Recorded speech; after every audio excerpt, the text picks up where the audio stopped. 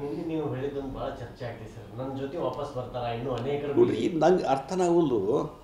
ಈಗ ನಮ್ಮ ಜೊತೆ ಇದ್ದಂಥ ಕಾರ್ಯ ಈ ಕಲಂದರ್ ಮುಲ್ಲಾ ಇದ್ದಾನ, ನಮ್ಮ ರಾಯನಗೌಡರು ಇದ್ದಾರೆ, ಅವ್ರು ಬಿ ಜೆ ಪಿಯಲ್ಲಿ ಇದ್ರು ಮೊದಲು.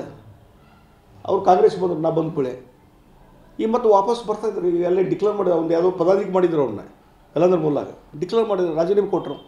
ಹಂಗಿನ್ನೂ ಭಾಳ ಜನ ರಾಜೀನಾಮೆ, ಇಲ್ಲಿ ಶೇಖರ್ ಅಂತಿದ್ದಾರೆ ಒಬ್ಬರು, ಅವರು ರಾಜೀನಾಮೆ ಕೊಟ್ಟು ನಿನ್ನೆ ರಾಜೀನಾಮೆ ಪತ್ರ ಅಲ್ಲ ಇಲ್ಲಿ ಅಲ್ಲ. ನಾ ಹೇಳೋದು ಅದನ್ನ ಇಟ್ಕೊಂಡು ಮತ್ತು ಇನ್ನೊಂದು ನಾ ಹೇಳ್ತೀನಿ, ನಾ ದೊಡ್ಡ ದೊಡ್ಡ ಲೀಡರ್ಸನ್ನು ಹೇಳಲ್ಲ. ಅವತ್ತು ನನ್ನ ಒಂದು ರಾಜೀನಾಮೆಯಿಂದ ಕಾಂಗ್ರೆಸ್ ಪಾರ್ಟಿಗೆ ಸೇರಿದ್ರಿಂದ ಇಡೀ ಉತ್ತರ ಕರ್ನಾಟಕದಲ್ಲಿ ಏನೋ ಒಂದು ಸಂಚಲನ ಆಯಿತು. ಆ ಸಂದರ್ಭದಲ್ಲಿ ಭಾರತೀಯ ಜನತಾ ಪಾರ್ಟಿಗೆ ಯಾರು ವೋಟ್ ಹಾಕ್ತಿದ್ರು ಅವರೆಲ್ಲರೂ ಸಹಿತ ದೇ ಕನ್ವರ್ಟೆಡ್ ಇಲ್ಲೇ ಕಾಂಗ್ರೆಸ್ ಪಾರ್ಟಿಗೆ ವೋಟ್ ಹಾಕುವಂಥ ಕೆಲಸ ಮಾಡಿದರು. ಅವ್ರು ಯಾರೋ ಈಗ ಎಲ್ಲ ಕಾಂಗ್ರೆಸ್ ಬಿಟ್ಟಿಗೆ ಬಿ ಜೆ ಪಿ ಅಪ್ಲಿಕೇಶನ್ ತೋರಿಸ್ತಾ ಇದ್ದಾರೆ.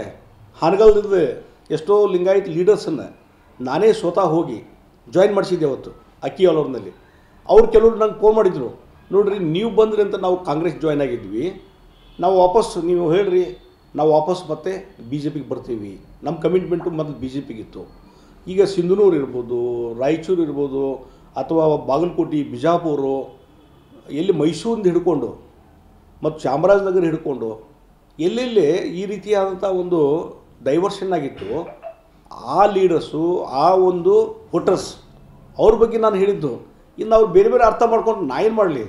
ಅಲ್ಲ ಸರ್, ಶೆಟ್ಟರ್ ಅವರು ಅಂದ್ರೆ ಈಗ ಮೊದಲು ಕಾಂಗ್ರೆಸ್ನಲ್ಲಿದ್ದಾಗ ಆಪರೇಷನ್ ಕೈ, ಈಗ ಬಿಜೆಪಿ ಆಪರೇಷನ್ ಯಾವಾಗ ಅಲ್ಲಿದ್ದಾಗಲಿ ಇಲ್ಲಿದ್ದಾಗಲಿ ನಾನು ಯಾರು ಈಗೇನು ಇವ್ರಿಗೇನು ಒತ್ತಾಯ ಮಾಡಿದ್ದೀನಿ, ನಾನು ಬಂದ್ಬಿಡಪ್ಪ ನೀನು ಕಲ್ಲೊಂದು ನಾ ಬಂದೇ ಇರ್ತೀನಿ. ಅವ ಇಮಿಡಿಯೇಟ್ಲಿ ಅಲ್ಲಿ ನಾ ದಿಲ್ಲಿಯಾಗಿ ಸೇರಿ ಮರುದಿವಸ ಸ್ಟೇಟ್ಮೆಂಟ್ ಕೊಟ್ಬಿಟ್ಟು ನಾ ಆಮೇಲೆ 2-3 ದಿವಸ ಬಿಟ್ಟು ಬಂದೆ. ನಾ ಯಾರಿಗೂ ಒತ್ತಾಯ ಎಂದೂ ಮಾಡೋದಿಲ್ಲ, ಯಾರಿಗೆ ಯಾವುದೇ ಪಾರ್ಟಿಲಿದ್ದಾಗ ನೀವು ನಮ್ಮ ಪಾರ್ಟಿಗೆ ಬರ್ರಿ ಅಂತ. ಈಗ ಬೇರೆ ಬೇರೆ ಕಡೆಯಿಂದ ಫೋನ್ ಬರ್ತಾ ಇದ್ದಾವೆ ನನಗೆ. ಫೋನ್ ಬಂದು ನಾವು ವಾಪಸ್ ಬಿ ಜೆ ಪಿ ಬರ್ತೀವಿ, ನೀವು ಬಂದಿದ್ದು ಸಂತೋಷ ಆಯಿತು.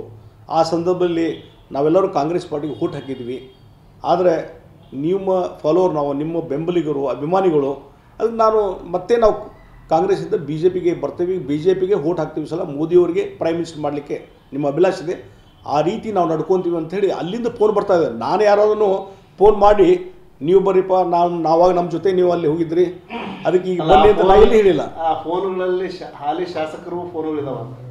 ಹಾಲಿ ಶಾಸಕರಿದ್ದಿಲ್ಲ, ಹಾಲಿ ಶಾಸಕರು ಯಾರು? ನಿಮ್ಮ ಕಲ್ಪನೆ ಏನಿದೆ? ಅವರು ಮಂತ್ರಿಗಳು ಕಲ್ಪನೆ ಏನು ಮಾಡಿದ್ರು? ದೊಡ್ಡ ದೊಡ್ಡ ಲೀಡರ್ಸ್ ಅಂತ ಬರೀ ದೊಡ್ಡ ದೊಡ್ಡ ಲೀಡರ್ಸ್ ಅಲ್ಲ, ಪಾರ್ಟಿ ದೊಡ್ಡ ದೊಡ್ಡ ಲೀಡರ್ಸಿಂದ ಆಗೋದಿಲ್ಲ.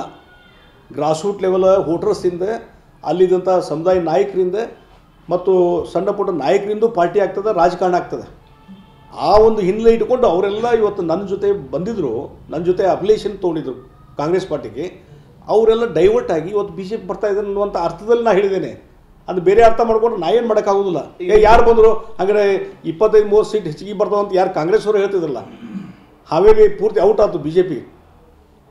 ಹಾಗಾದರೆ ಅಲ್ಲಿ ಜಗದೀಶ್ ಶೆಟ್ಟರ್ ಪ್ರಭಾವ ಇಲ್ಲ ಅಂತೀರಿ? ಹಾಗಾದ್ರೆ ಅವರೇ ಆ ವೋಟರ್ಸ್ ಏನಿದಾರಲ್ಲ ಅದು ಡೈವರ್ಟ್ ಆಗ್ತಾಯಿದೆ ಅಂತ ಹೇಳಕತ್ತೀನಿ ನಾನು.